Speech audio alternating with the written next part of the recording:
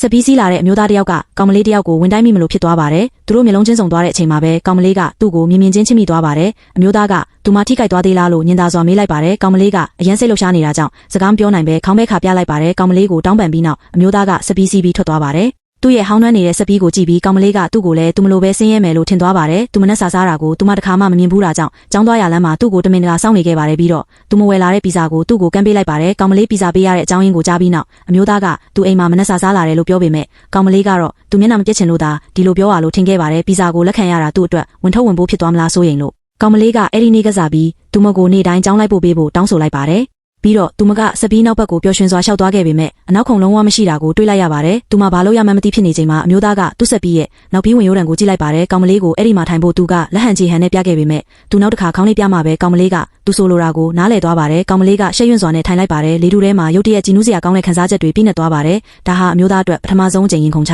အင်းကိုခံစားလိုက်ရတာပါအဲ့ဒီနေ့ကစလို့သူတို့နှစ်ယောက်နေတိုင်းကျောင်းကိုအတူတူသွားအတူတူပြန်ခဲ့ကြပါတယ်ဒီနေ့မှာတော့သူ့ဖေဟာဘီလီယံနာသူတေးကြီးတယောက်ဆိုတာသူမမထင်မှတ်ပဲတီးလိုက်ရပါတယ်သူမဟာသူ့အတွက်မထိုက်တန်ဘူးလို့ခံစားရပြီးတခြားကျောင်းကိုပြောင်းသွားခဲ့ပါတယ်9နှစ်ကြာပြီးနောက်အမျိုးသားဟာအိမ်ပြန်လမ်းမှာကောင်မလေးကိုရုတ်တရက်မြင်တွေ့လိုက်ရပါတယ်သူမနောက်ကိုလိုက်ဖို့သူစပီးပေါ်ကနေချက်ချင်းဆင်းလိုက်ပါတယ်အမျိုးသားကဘတ်စကားတစ်စီးတဲကိုလိုက်တက်လာတာကိုကောင်မလေးသတိမထားမိပါဘူးသူမကပင်ပန်းနွမ်းနယ်စွာမျက်လုံးမိတ်လိုက်တဲ့အခါအမျိုးသားကသူမခေါင်းကိုမှန်ပြတင်းပေါက်နဲ့မစောင့်မိအောင်အမြန်လန်းထိန်ပေးထားလိုက်ပါတယ်ပြီးတော့သူမဘေးကခုံမှာအမြန်ဝင်ထိုင်လိုက်ပါတယ်အိပ်ပျော်နေတဲ့ကောင်မလေးကသူမလက်ကိုသူ့ပေါင်ပေါ်တင်ထားပြီးကောင်မလေးငြိမ်အချမ်းစွာအိပ်ပျော်နေတာကိုကြည့်ရင်အမျိုးသားကတိတ်တဆိတ်ပီတီးဖြစ်နေခဲ့ပါတယ်ကောင်မလေးနိုးလာတဲ့အချိန်မှာတော့အမျိုးသားကထွက်သွားနေပြီဖြစ်ပေမဲ့သူမလက်ထဲမှာသူမအကြိုက်ဆုံးနွားနို့ဘူးတပူအပိုပါလာပါတယ်အဲ့ဒီအချိန်မှာပဲသူမရဲ့သူတေးကနောက်နေ့ကော်ဖီဆိုင်မှာအချိန်ပိုင်းလောက်ဆက်ဆင်းလို့ရပြီဖြစ်ကြောင်းအကြောင်းကြားလာပါတယ်ဒါကသူမကိုအရန်ပျော်ရှင်သွားစေပါတယ်နောက်နေ့မှာတော့ဖောက်တီအစ်တယောက်စီကနေအော်ရာကောက်ဝေတုံးအဲ့ဒါသူမတီးလိုက်ရပါတယ်ဆိုင်ကအစားအသောက်တွေကိုသူ့ကိုမိတ်ဆက်ပေးနေရင်တီတီငိမ့်နေနိုင်ဖို့သူမအတက်နိုင်ဆုံးစူးစမ်းခဲ့ရပါတယ်အမျိုးသားအော်ရာမှာပြီးသွားတာနဲ့ကောင်မလေးကချက်ချင်းထွက်လာခဲ့ပြီးသူမရဲ့စားပွဲဝိုင်းကိုတောင်းယူပေးဖို့လုပ်ဖော်ကိုင်ဖက်တယောက်ကိုအကူအညီတောင်းလိုက်ပါတယ်